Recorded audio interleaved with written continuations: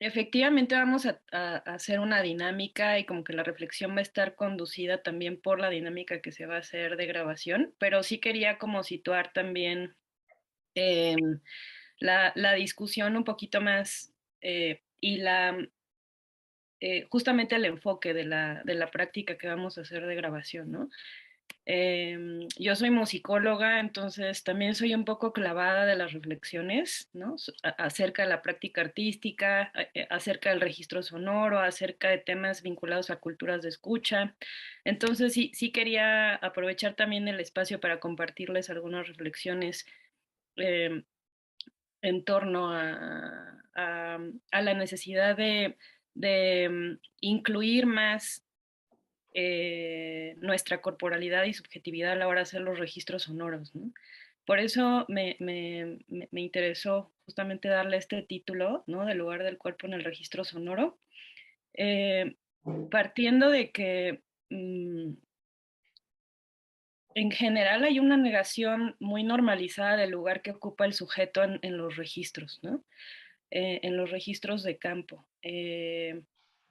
Hay una mirada científica colonial, o sea que justamente de donde justamente parte como la idea de registrar este, a las personas, a sus ambientes, sus lenguas, su música, que tiene un enfoque en donde yo me distancio de aquello que estoy observando, de aquello que estoy escuchando y simplemente registro, ¿no? La realidad que está ante mí y que está allá afuera y que si se fijan, pues todavía está muy presente en la visión patrimonialista de la recopilación de sonidos que están desapareciendo, de las voces de animales en extinción, de las voces de las lenguas y los pueblos que están también desapareciendo, ¿no? Porque finalmente se está asumiendo que yo puedo registrar ese otro desde un lugar que a mí no me mueve, ¿no? Y que el registro solo va a hablar de aquello que estoy capturando de ese allá afuera, de ese mundo que está ante mí, ante mis oídos y ante mis ojos, y que ese mundo va a hablar por sí mismo en la grabadora ya una vez que yo le dé el rec, ¿no? Y el problema de esta cuestión es que se está negando justamente el lugar que ocupo yo en ese espacio, el lugar que yo ocupo, ¿no? Que mi cuerpo ocupa eh, ante los demás, ¿no? Y creo que es una doble violentación de tanto de mi corporalidad que queda negada, ¿no? En el proceso del registro, porque me estoy situando como un observador o como un oyente externo, como una violencia hacia la otra persona, porque la estoy tomando finalmente como objeto, ¿no? Sea un humano, o sea un animal, o sean máquinas, o sea, la cuestión muchas veces que está ahí implicada en la idea del registro es que yo capturo, ¿no? Incluso esta idea de capturar, así como que viene mucho de la imagen, ¿no? Capturar imágenes, es esta idea de extraer, ¿no? Es esta idea de recortar y decir, yo capturo la esencia de esto, yo capturo eh, lo que ese otro es, ¿no? Como él mismo, ¿no? Entonces, pues estás infligiendo también como un- una posición de superioridad, de yo tengo el poder y el lugar como de captar ese otro, ¿no? Y sustraerla así como la esencia de lo que es, o de cómo suena un lugar, o de cómo suena el centro histórico de la Ciudad de México, o el mercado tal, y así, pero también me estoy sustrayendo yo de ese ejercicio de observación y escucha, ¿no? Y de paso, también estoy neutralizando el papel que está jugando la tecnología, ¿no? Es decir, eh, cómo están afinados los micrófonos, que finalmente el micrófono no es una tecnología que está fuera de mí, o sea, ese micrófono también me está haciendo escuchar unas ciertas cosas que no escucharía yo de otra manera, ¿no? Entonces, creo que la charla tiene mucho que ver con reivindicar también cómo eh, el lugar que está ocupando nuestro cuerpo, ¿no? En el registro sonoro. Y eso lo quisiera hacer como desde tres ejes. Desde, o sea, hablar desde los estudios de performance, ¿no? Por ahí alguien, si sabe qué son los estudios de performance, lo podría decir. Desde los estudios ambientales y también desde la composición musical, es decir, una idea más activa y más creativa de mi quehacer como escucha y mi corporalidad, en función de generar una narrativa que pueda ser interesante y que hable y que le hable a otras personas que van a escuchar el registro, de las decisiones que yo estoy tomando, ¿no? De cómo me trasladé en el espacio, de cómo ese espacio me estaba afectando a mí a la hora de grabar, de qué me está diciendo ese espacio, o sea, tú construyes finalmente una narración eh, que siempre va a ser única y siempre va a estar muy dada por lo que a uno le interese, como le interesa eh, particularmente el espacio, ¿no? Entonces, digamos, los estudios de performance, ¿alguien había oído hablar del término como de estudios de performance? ¿No?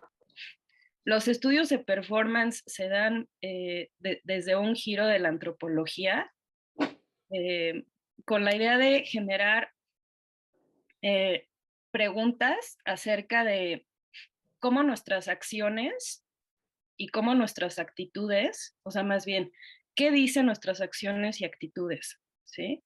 ¿Qué dicen nuestros cuerpos? Más allá incluso de la palabra, a nosotros vestirnos de cierta manera, presentarnos de cierta forma, las acciones que tomamos ante ciertos otros, cómo nos conducimos con un maestro, cómo nos conducimos con la familia, cómo nos conducimos con nuestros amigos, las acciones dicen cosas, ¿no? Y nuestras actitudes corporales, pero también nuestras posturas ante el mundo dicen cosas, ¿no? Entonces, ¿cómo es que nuestras acciones y actitudes se definen en un entramado, ¿no? En un entramado social, es decir, no surgen en el vacío, sino cómo me conduzco, cómo me comporto, cómo miro, pues está atravesado de un contexto, ¿no? De un contexto, pero también eh, de una mirada interna, o sea, de cómo yo me concibo y cómo yo concibo a los otros. Y uno no se concibe nunca como un ente separado, ¿no? Uno empieza a construir sus ideas de sí mismo a través de los demás, o sea, siempre en una relación, ¿no?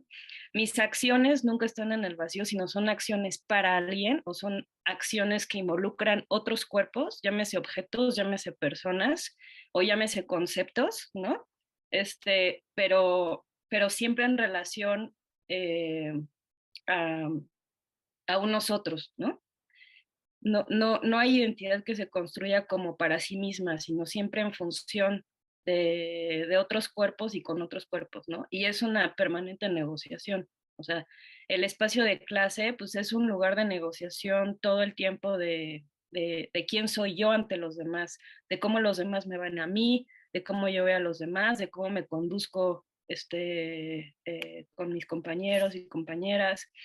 Entonces, la acción no tiene lugar si no hay cuerpo, ¿no? No podemos pensar en una acción en abstracto, o sea, las acciones y los pensamientos no surgen en la abstracción de las ideas, ¿no? Sino que surgen eh, situados en un cuerpo, ¿no? No hay acción si en un cuerpo muy particular que la realice, ¿no? No hay pensamiento si no, si no está, si no está, digamos, construido y configurado por un cuerpo, ¿no? O por un cuerpo que replica ideas de alguien más, ¿no? Pero de un alguien más que en todo caso una vez tuvo un cuerpo, ¿no? O lo que sea.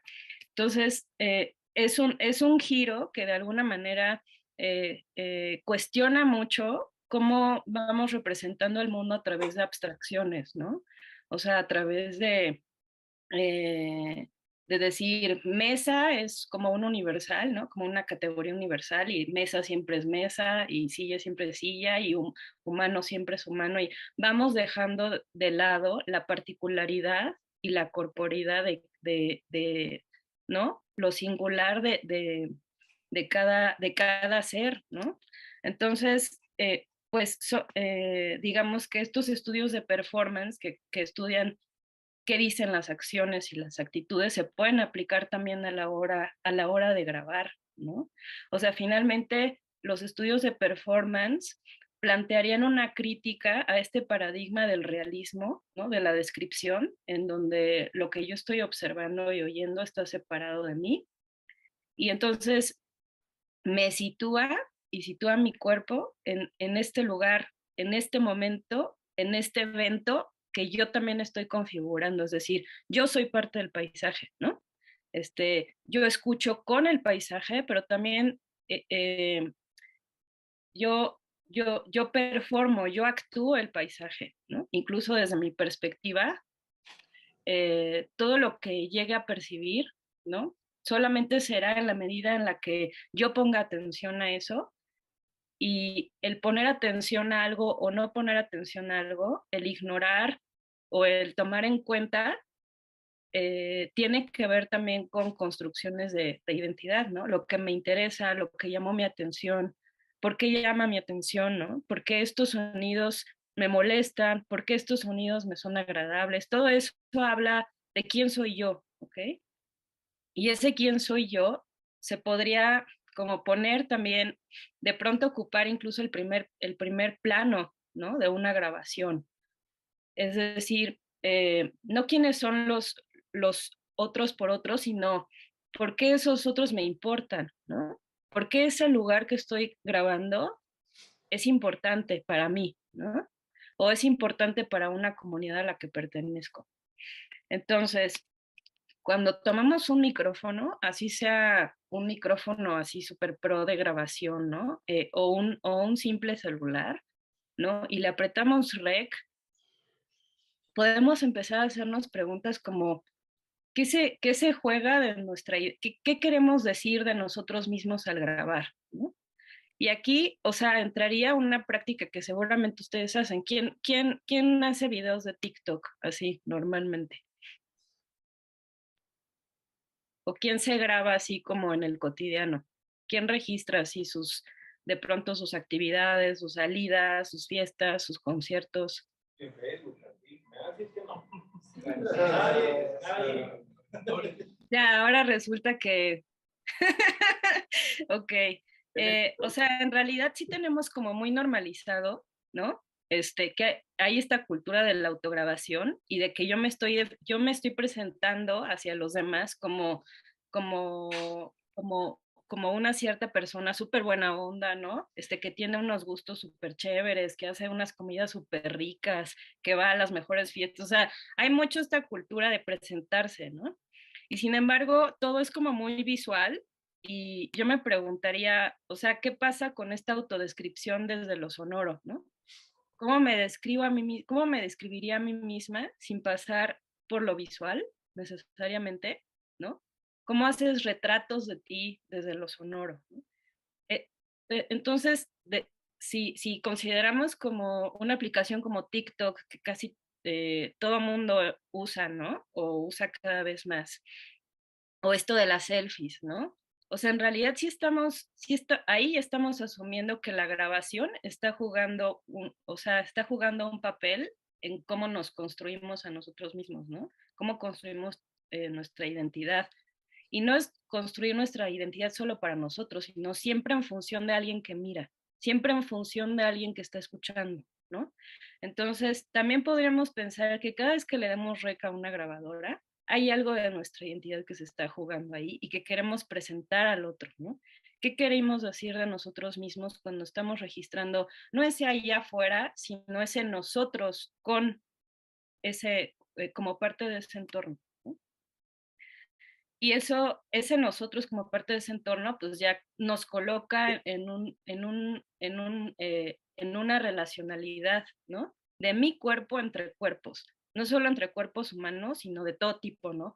Construcciones, coches, tecnologías, ¿no? Aparatos, animales, plantas, o sea, hay una permanente relación, ¿no? Mis sentidos todo el tiempo están siendo estimulados por ese entre cuerpos, ¿no? Mis sensaciones están siempre estimuladas por esa relación entre cuerpos. Entonces, podríamos partir de algunas preguntas, ¿no? ¿Qué nos hace la acción de grabar? O sea, ¿qué nos sucede cuando grabamos? Esa sería una pregunta planteada desde los estudios de performance, ¿no? O sea, así como, ¿qué nos hace la música cuando escuchamos música? ¿No? Por ejemplo, ¿qué nos hace el death metal cuando lo escuchamos? ¿O qué nos hace la música clásica cuando lo escuchamos? Qué hacen ciertas situaciones en nosotros? Así podríamos también preguntarnos, ¿qué nos hace el acto de, qué nos sucede a nosotros cuando grabamos? ¿No? ¿En qué rol nos coloca grabar frente a otras personas? ¿Sí? O sea, qué roles desempeñan los otros también en nuestra grabación. Eso es súper importante que se lo pregunten, ¿no? Porque justamente como que está muy normalizada la idea de que esos otros están desempeñando un papel que ni ellos mismos saben que están desempeñando para nuestras grabaciones. O sea, ustedes se metan a un mercado y si se esconden la grabadora, ¿no? A menos que la traigan así, que estén así como presumiendo que los están grabando y seguramente se las van a quitar. este, están asumiendo una posición de yo te estoy observando, pero tú no me estás observando a mí, ¿no? Y sin embargo, sí podríamos hablar de que nosotros estamos ocupando un papel ahí, ¿no? No somos un fantasma. En realidad, nosotros les estamos dando a los demás un rol, pero también estamos jugando parte, ¿no? De todo esto. Entonces, ¿qué roles está desempeñando aquello que estamos grabando en nuestra grabación? ¿Qué lugar les estamos dando? ¿Es un igual o es alguien que yo simplemente estoy como capturando, extrayendo y así como para mi ejercicio de composición, ¿no? Es una pregunta ética en realidad, o sea, ¿qué lugar le estamos dando al otro cuando estamos grabando? Sea otro un humano, ¿qué hacemos con eso? ¿Estamos sosteniendo un diálogo en términos iguales? ¿O es esta lógica de que no se dé cuenta que lo estoy grabando, ¿no? O sea, en realidad no son preguntas que se contesten de una sola vez, pero sí son preguntas que colocan a la grabación en un lugar también delicado. Cuando cuando grabamos con el video, obviamente es mucho más explícito, ¿no? Hay mucha gente que se incomoda de ser grabada, o sea, inmediatamente hay una sensación de sentirse intimidado, ¿no? Si alguien llega, ¿no? En el metro o en el camión y te empieza a grabar, pues obviamente hay una violentación, ¿no? ¿Por qué asumimos que en el registro sonoro no hay tal confrontación? Solo se los dejo así como planteado, ¿no? Entonces, eh, creo que está bueno empezar a pensar qué es lo que, qué es lo que también, qué roles desempeñan los otros en nuestra grabación, pero también qué nos hace el entorno al grabar, ¿no? ¿Qué estamos sintiendo nosotros al grabar y cómo este entorno de personas, de movimiento, sea urbano o sea un entorno natural, qué está haciendo, qué nos está haciendo este entorno al grabar y cómo eso que nos está haciendo lo podemos registrar también, ¿no? O sea, nuestros afectos. Eh, y eso es un poco a lo que quiero llegar, ¿no? O sea, como girar un poco el enfoque y no decir, esto es lo que yo capturé, o sea, esta es mi captura del exterior o esta es mi captura del paisaje, sino esta es la forma en la que yo me sentí y yo estaba situado y me estaba afectando el paisaje, ¿no? O me estaba afectando el entorno. Afectar no solo en un sentido negativo, sino también en un sentido de despertar afectos, ¿no? De todo tipo. Pueden ser afectos incómodos, ¿no? Pueden ser afectos de plenitud, pueden ser afectos de contemplación, de paz, ¿no? O sea, hay muchos tipos de afectos que se están jugando y que se están generando cuando nosotros estamos en un entorno cualquiera, sea un espacio de clase, sea nuestra propia casa, sea una fiesta, ¿no? Y cómo el registro que hacemos da cuenta de esas afectaciones a nuestro cuerpo, ¿no? A nosotros mismos. Entonces se da un juego interesante, ¿no? Porque tampoco estamos negando al otro, pero tampoco nos estamos negando a nosotros mismos, sino que estamos asumiendo que la grabación de alguna manera va a captar esa relación de que es dialógica, que no tiene como fin entre los otros y nosotros, ¿no? Y que solamente desde esta relación nos podemos dar cuenta de nosotros mismos, ¿no? O sea, ¿cómo percibo lo que percibo? Y ese cómo percibo lo que percibo a veces pasa por decisiones inconscientes, pasa por memoria, y la memoria está conectada a un elemento biográfico. O sea, nosotros tenemos una percepción muy selectiva de las cosas y les damos un significado selectivo que tiene que ver con nuestra historia personal, ¿no? Tiene que ver con la cultura a la que pertenecemos, tiene que ver con cuestiones de clase social, de educación, de un montón de cosas, ¿no? Entonces, el registro sonoro no solo sirve para conocer al otro, sino sirve para conocerme a mí, es decir, cómo yo me percibo ahí, cómo me afecta lo que yo percibo. Y algo muy importante como de la antropología reflexiva es que al mismo tiempo que tú vas descifrando el exterior, ese exterior eh, eh, digamos que no hay un dentro fuera, ¿no? Sino que al descifrar eso otro te descifras a ti mismo, ¿no? Eh, justo cómo es que yo escucho, ¿no? ¿Qué tanto escucho? ¿Por qué escucho lo que escucho, no?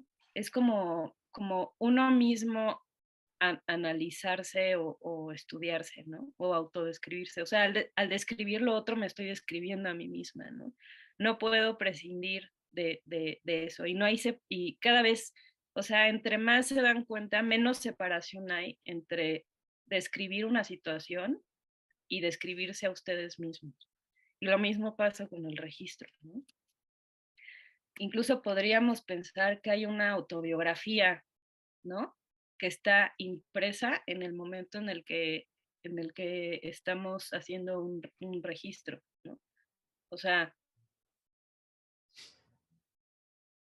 toda nuestra historia que acompaña el momento preciso, ¿no? En el que yo grabo algo, en el que yo capturo algo. Toda la historia que antecede, ¿no?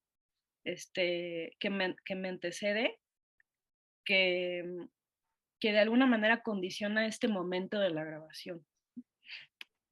Y entonces me pregunta con todas estas reflexiones, bueno, pero entonces sí valdría o sea, cabría hablar de paisaje. O sea, cuando eh, cuando ustedes hablan de paisaje, ¿no les da una idea como que el paisaje es como una perspectiva a la distancia, ¿no? O sea, que requiere distancia, que hay, o sea, cuando hablas de paisaje, normalmente piensas en un paisaje que está frente a ti, ¿no? No que está atrás de ti o que está abajo de ti, ¿no? O sea, es un punto de vista, pero que además requiere una distancia. No sé si alguien no esté de acuerdo como con esa idea, ¿no? O sea, paisaje implica distancia, de alguna manera, ¿no? Entonces me preguntaba, bueno, ¿por qué cuando hablamos de paisaje, ¿no? Hablamos de capturar el paisaje, ¿no? Y no de auscultar el paisaje, ¿no? O sea, hay como que son los verbos los que también van haciendo nuestra idea de la realidad de lo que es, ¿no? Entonces, el lenguaje, pues también depende, o sea, construye mucho nuestra idea de la realidad, ¿no? ¿Por qué no hablamos de tocar el paisaje, por ejemplo? ¿Alguna idea? O sea, ¿por qué es ver el paisaje, representar el paisaje, capturar el paisaje, pero no es tocar el paisaje? ¿Por qué como que no se llevan ese verbo con el sustantivo paisaje? ¿Alguna idea? Voy a darles la mano para que... ¿Sí?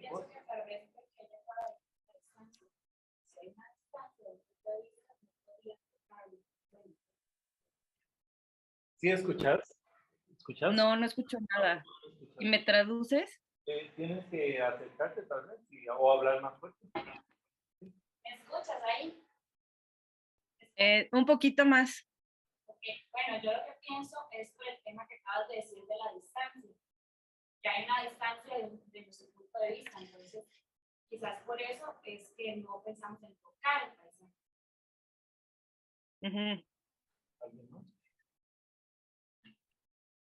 Ok, sí. Entonces, Gabriel. sí, compañero. Ajá. Creo que también tiene que ver con que somos como agentes externos, entonces tal vez tocar el paisaje, tal vez estaríamos interviniendo demasiado con lo que estamos tratando de capturar. Tal vez por eso. ¿Sí? ¿Sí escuchas? Sí, sí, sí. Sí, o sea, si se fijan, hay una serie de verbos o de palabras que están asociadas al paisaje, ¿no? Distancia, capturar, y tú acabas de decir algo de colonizar, ¿no? O colonial. Entonces, sí, o sea, incluso hablar de paisaje, o sea, yo no sé si esa palabra exista entre la gente que está realmente, o sea, fuera del ámbito occidental, no sé si la palabra paisaje exista, ¿no? Porque efectivamente es como una, ya da toda una idea de una representación que está ahí enfrente, para empezar, no de un fenómeno envolvente o inmersivo, sino algo que tienes ante ti y que implica eh, perspectiva y distancia, ¿no? Pero solamente de algo que está enfrente. Entonces, ¿por qué hablar de paisaje sonoro si en realidad el sonido es súper envolvente, ¿no? O sea, el sonido no viene así, ¿no? No viene dado así por lo que está enfrente de ti. O sea, ustedes saben que el sonido se comporta de una forma reflexiva en todas direcciones, ¿no? Y que el sonido, o sea, ¿qué es lo que provoca el sonido? O sea, si entendemos el sonido como vibración, ¿qué provoca la vibración? Pues el choque de partículas, ¿no? ¿Y qué es el choque de partículas en el aire? Pues el contacto entre ellas. ¿Y por qué chocan? Pues porque hay, digamos que, cuerpos que entran en contacto uno con otro, ¿no? O sea, cualquier sonido es el resultado de un contacto entre cuerpos, ¿cierto? ¿Alguien no estaría de acuerdo con esa visión? Bueno, estoy diciendo visión, imagínate. Susana, perdona, nos quedan 8 minutos y medio. Ok, va. Yo creo que en ese tiempo ya vamos como terminando con esta reflexión así introductoria. Pero lo que quiero de alguna manera decirles es, o sea, cómo incluso el término paisaje está tan cargado de visualidad, pero de una visualidad que tiene que ver mucho que ver que tiene mucho que ver con esta distancia, con este no involucramiento, y también si no hay involucramiento no hay cuerpo. Pero ¿qué es el sonido si no es un contacto justo entre cuerpos, ¿no? O sea, no existe el sonido mesa, ¿están de acuerdo? O sea, el sonido de una mesa es el sonido de un contacto de un cuerpo con una mesa. Y ese contacto tiene que ver con una acción, ¿no? Entonces, incluso es como un poco absurdo pensar que, o sea, como no acentuar la idea del contacto y del cuerpo para generar sonido, ¿no? Y si ese sonido además es reflexivo, es decir, que no viaja en un sentido direccional, ¿no? Sino que en realidad cualquier sonido es el sonido que rebota en un espacio, ¿no? Y que atraviesa cuerpos también, y eso es lo que le da su naturaleza. Por eso hay espacios súper reverberantes y hay espacios secos. Tiene que ver con las reflexiones del sonido en un espacio, ¿no? Eh, esas reflexiones se dan porque atraviesa cuerpos, ¿no? O sea, no hay sonido si no hay espacio y si no hay cuerpos ahí, ¿no? Y si no hay una reflexión entre cuerpos. Entonces, ¿por qué está tan velada la idea de los cuerpos para hablar de lo sonoro, ¿no?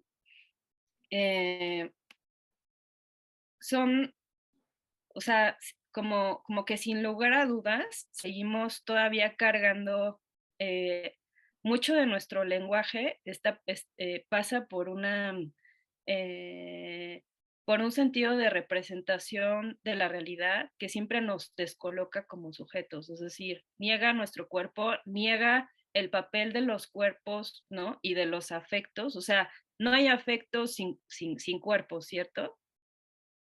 Y no hay cuerpos sin afectos, o sea, no hay cuerpos no sintientes. Más allá de lo humano, no hay cuerpos no sintientes, ¿no? Entonces, creo que de alguna manera se trataría de ir cuestionando como ciertas ideas, incluso la del paisaje sonoro, pues yo la cuestionaría, ¿no? Es absurdo hablar de paisaje como una entidad, ¿no? A la distancia, cuando en realidad el sonido, ¿no? O sea, no ocurre sin el envolvimiento, ¿no? Sin cuerpos y sin afecciones, ¿no? Entonces, ¿qué lugar ocupa lo envolvente? ¿Qué lugar ocupan los cuerpos? ¿Y qué lugar ocupan las afecciones cuando estamos haciendo un registro sonoro, ¿no? O un registro de paisaje? ¿Cómo podríamos empezar a hacer paisaje desde ahí? A reflexionar la idea de paisaje desde ahí, incluso cambiar la palabra paisaje, o sea, como si ya estamos viendo que resulta tan poco acertada para hablar de lo que ocurre en la relacionalidad de los cuerpos y en tanto que el paisaje niega la inmersividad del sujeto y del cuerpo de quien observa y percibe y siente, entonces, ¿por qué seguir hablando de paisaje? ¿Por qué no pensar en otros términos? Porque los estudios de performance dicen, las palabras están haciendo la realidad. Si seguimos partiendo de esta noción de naturaleza, de esta noción del objeto, de esta noción de la representación, si seguimos hablando de paisaje, entonces seguimos reproduciendo de alguna manera esta misma forma de pensamiento, ¿no? Hay un momento en donde esos términos empiezan a hacernos ruido, ¿no? Que es lo que quiero tratar de compartir, y nos hacen crisis, o sea, dejan de tener sentido, ¿no? ¿Por qué hablar de paisaje sonoro? O sea, es una contradicción. O sea, va en contra de la naturaleza misma de lo sonoro y de cómo lo sonoro se genera, se percibe, ¿no? Y bueno, ya como para ir cerrando esta primera parte, eh, hay hay algunos artistas que trabajan con el sonido, entre ellas Hildegard Westerkamp, que es una artista que a lo mejor ya escucharon por ahí su nombre en algunas sesiones del diplomado.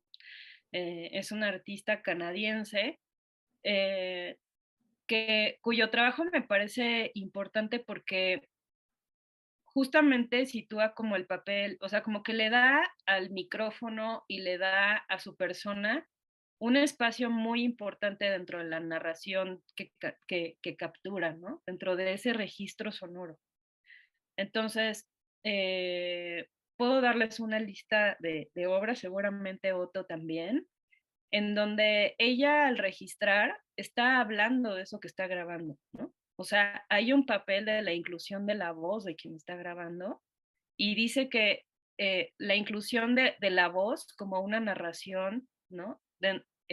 Dentro de la grabación es una estrategia que a ella le ha permitido, o sea, que ella le permite conectar con la escucha sobre la situación que está aconteciendo en el momento de grabar, ¿no? Creo que esa es una forma, no digo que sea la única, pero es una forma en la que nuestra subjetividad y nuestro cuerpo y la afección que estamos sintiendo en ese momento está ocupando un lugar en el registro, ¿no? No lo estamos obstruyendo y no lo estamos silenciando, sino que está ocupando el lugar. O sea, no hay voz sin cuerpo.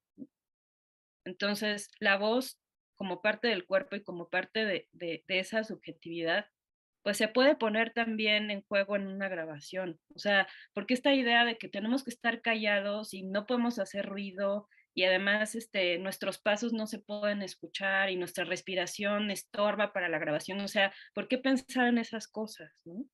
Por qué partir de la idea de que estorbamos para la grabación? ¿Sí? O sea, en realidad son cosas que se asumen, o sea, si ustedes van a una biblioteca de sonidos, si ustedes van a un archivo sonoro de resguardo, no sé, de cierto tipo de festividades que se dan tales días y no sé qué, o sea, siempre es como, ahí está como esa captura y el cuerpo de quien graba no es percibido, ¿no? O sea, la idea es como esta eh, como, como esta estrategia para, para conectar también con la escucha y situar también lo que ella está viviendo de la situación y compartirlo como parte del registro, ¿no? Y lo otro que señala es el lugar que ocupa la presencia de la grabadora en el entorno, ¿no? O sea, cómo el registro sonoro habla también de la presencia, no solo de mi presencia, sino de la presencia de este aparato, ¿no?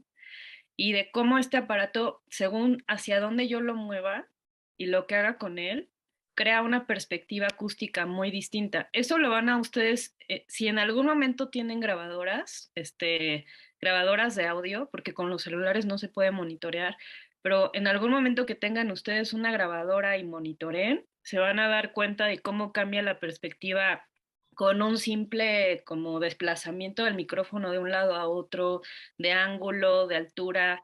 En realidad, lo que escuchamos a la altura de nuestros oídos es muy diferente a lo que escucharíamos si nos agachamos, ¿no? Y ahorita, como para allá van los ejercicios que vamos a hacer, ¿no? O sea, sí la altura cambia mucho lo que escuchamos. Entonces, eh, es como señalar ese lugar del cuerpo y del movimiento del cuerpo y también del cuerpo de la grabadora, ¿no? Y de la perspectiva acústica que registra para nosotros. Ella habla también, Hildegard, de, bueno, que siempre se graba asumiendo que se graba para alguien, ¿no?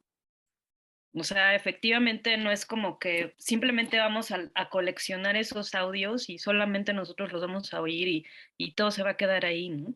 O sea, así sea para la clase, así sea para un archivo, así sea para una composición, para lo que sea, se graba para alguien.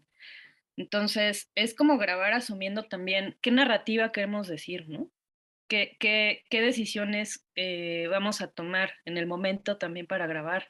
Y eso tiene que ver con nuestra performatividad, es decir, nuestra acción, ¿no? Y nuestro movimiento que se registra en el micrófono, pero nuestro movimiento también eh, eh, a partir de accionar, ¿no? En el espacio. Y ella habla tiene un concepto que se llama micrófono buscador, ¿no? Que es como una metodología de grabación, que es, bueno, normalmente asumimos que los objetos, no hay muchos objetos que no suenan per se, ¿no? O sea, la mesa, pues no va a sonar, ¿no? Suena una vez que la actúas o que un objeto actúa sobre ella, ¿no? Entonces, ¿qué tal que asumiendo ya como el papel activo, ¿no? Del cuerpo que graba, empezamos a generar resonancias directas con los objetos, ¿no? Empezamos a interactuar con los objetos y hacerlos sonar, ¿no? Los objetos, o sea, los objetos inermes, ¿sí se dice inermes? Inertes, no actúan por sí mismos, ¿no? Entonces, lo que ella dice es, podemos ir encontrando las resonancias interiores de los objetos que parecerían silenciosos de otro modo, ¿no? Y que eso requiere que se toquen los materiales de un lugar, las formas de un lugar, que se exploren los cuerpos, que se exploren las formas, que se explore la sonoridad. ¿no? De manera activa. Es decir, bueno, un poste de luz, a lo mejor digo, puede ser que suene la estática de la luz, ¿no? Pero en teoría sería un poste silencioso. Pero ¿qué tal si empiezo yo a entrar en contacto con ese cuerpo y lo empiezo a hacer resonar, ¿no? Resonar va a ser la acción de mi cuerpo con ese cuerpo que es el poste, ¿no? Y eso va a dar como resultado un sonido, pues que hasta ese momento parecía como inexistente, ¿no? Entonces, es cómo ustedes pueden explorar activamente las sonoridades de los cuerpos de ese paisaje que ustedes también están como conformando, ¿no? O por ejemplo, una reja, ¿no? Un portón metálico. O sea, el portón metálico no suena per se porque no hay sonido sin contacto, ¿no? Pero nosotros podemos hacer que esa puerta suene, ¿no? ¿Cómo suena la puerta? Eh, ¿Cómo suenan ciertos objetos, ¿no? Cómo los volvemos también esculturas y como agentes activos y entramos en relación con eso. Entonces, es como revelar también las propiedades de los objetos, no por los objetos, sino por lo que provocamos también en los objetos. Es una visión también performativa, ¿no? Es otra vez lo que nosotros provocamos en el paisaje, pues hacerlo más consciente, ¿no? O sea, en vez de situarnos como desde atrás, eh, qué es lo que nuestro cuerpo provoca en los objetos, en las personas y en este paisaje? Eh, por ahí preguntaban que cuál era la tercera perspectiva. La tercera perspectiva, o sea, digamos que hasta ahora van dos, ¿no? El punto de vista de los estudios de performance, ¿no? El punto de vista de esta compositora, o como el papel más activo, compositivo, con la grabación, con nuestro cuerpo activando objetos y espacios y acústicas. Y la tercera perspectiva es una perspectiva justo ecológica, ¿no? Hay un libro muy bonito que he estado revisando que se llama Afectividad Ambiental y lo escribe un filósofo que habla de, o sea, la tesis del libro, ¿no? Es, bueno, cómo cultivar la empatía eh, en, como un principio de cuidado, ¿no? Del entorno, de los ecosistemas y del lugar que ocupa, digamos, cada ser, ¿no? Dentro de ese entorno. Y necesariamente pasa por una reflexión desde el cuerpo, ¿no? Dice, el cultivo de la empatía es la condición de posibilidad para experienciar el propio cuerpo viviente como un cuerpo interrelacionado con los demás cuerpos con los cuales habitamos. Entonces, justamente parte de la crisis ambiental, de la crisis ecológica, tiene que ver con una negación de mi cuerpo y con una negación de mi cuerpo como un cuerpo sintiente y que está en relación y que depende de otros cuerpos que también son sintientes, ¿no? O sea, negarle afectos a las plantas, negar que las plantas sienten, negar que los animales sienten y negar nuestra propia sensibilidad a la hora de acercarnos a un entorno, ¿no? O sea, esta cuestión otra vez como del sujeto, objeto, lo que decíamos, es justamente lo que genera el deterioro ambiental. O sea, no estamos conscientes de lo sintiente de lo otro, ¿no? ¿Pero por qué? Porque nosotros mismos no empatizamos con nosotros mismos, o sea, negamos nuestros afectos, ¿no?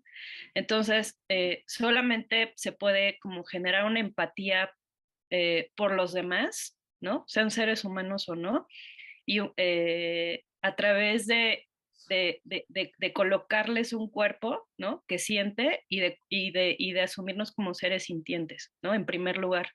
O sea, antes de la intelectualidad, antes de las ideas, antes de cómo utilizar las cosas y las personas y los cuerpos, ¿no? Todo se relaciona desde afectos, desde contactos y desde afección, ¿no? Desde lo sintiente. Entonces, el etos ambiental eh, implica un desarrollo de las sensibilidades, o sea, cómo cómo hacer más evidente lo sintiente de lo otro, ¿no? La piel, los contactos que entran en primera escena, ¿no? Dice, una ética que comienza siempre desde el cuerpo, o sea, no hay ética si no hay cuerpo. Por eso la importancia de contemplar al cuerpo como el lugar desde el cual se enuncia, desde el cual se graba, desde el cual se escucha, ¿no?